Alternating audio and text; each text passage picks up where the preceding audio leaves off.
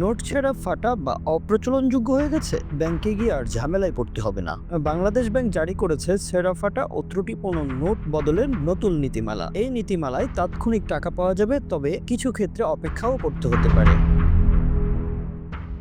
Bangladesh bank নতুন এক circular জারি করেছে। এর মাধ্যমে ২০১২ সালের নোট রিফান্ড রেগুলেশন বাতিল করে নতুন নোট রিফান্ড নীতিমালা ২০২৪ কার্যকর করা হয়েছে। এই নীতিমালার সবচেয়ে গুরুত্বপূর্ণ দিক হলো, এখন থেকে সব ব্যাংকের সব শাখা থেকেই ছেঁড়া, ফাটা নোট বদলানো যাবে।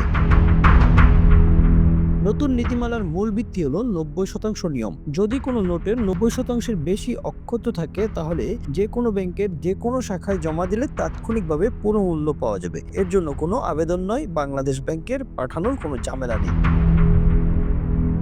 যদি নোটের ৯০% বা তার কম অংশ থাকে, অথবা নোটটি অতিরিক্ত ময়লাযুক্ত হয়, তাহলে সেটিকে বলা হচ্ছে দাবিযোগ্য নোট। এক্ষেত্রে ব্যাংক সঙ্গে সঙ্গে টাকা দেবে না, গ্রাহকের কাছ থেকে আবেদন নেবে, আবেদন পাঠাবে বাংলাদেশ ব্যাংকে। কেন্দ্রীয় ব্যাংক সর্বোচ্চ ৮ সপ্তাহের মধ্যে সিদ্ধান্ত জানাবে টাকা দেওয়া যাবে কিনা বা কত শতাংশ দেওয়া যাবে।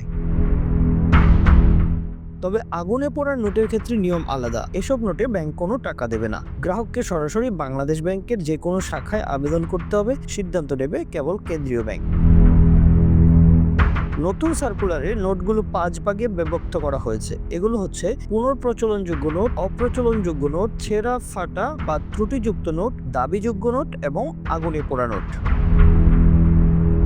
এসব নোটের মধ্যে পুনঃপ্রচলনযোগ্য নোট বাজারে চলবে, অপ্রচলনযোগ্য ও ছেঁড়া, ফাটা নোট ব্যাংক বদলাবে, দাবিযোগ্য ও আগুনে পোড়া নোট আলাদা প্রক্রিয়া।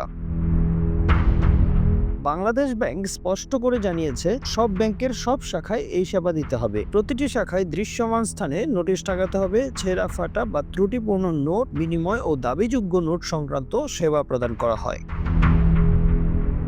কোনো শাখা যদি সেবা দিতে অস্বীকার করে, সংশ্লিষ্ট ব্যাংকের বিরুদ্ধে ব্যবস্থা নেওয়া হবে।